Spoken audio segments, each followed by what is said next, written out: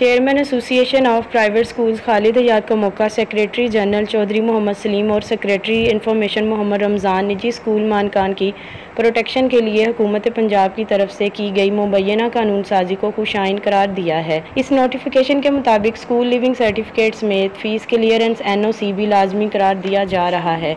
Notification के मुताबिक वालदैन को हर माह की 10 तारीख तक फ़ीस जमा करवाने की भी हिदायत की गई है। तफसीलात के मुताबिक ख़ास तौर पर 4,000 रुपये से कम फ़ीस लेने वालों को कोरोना के दौरान और इससे पहले भी फ़ीस की रिकवरी में मुश्किलात का सामना रहा है।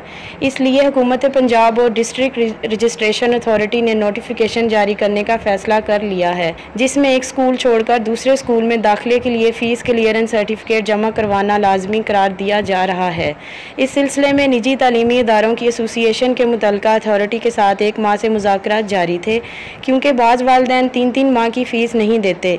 जब तकाजा किया जाता है तो बच्चों का स्कूल तब्दील करवा देते हैं। याद रहे कि इस हवाले से कानून पहले से मौजूद है, ताहम अब नया नोटिफिकेशन भी जारी किया जा रहा है।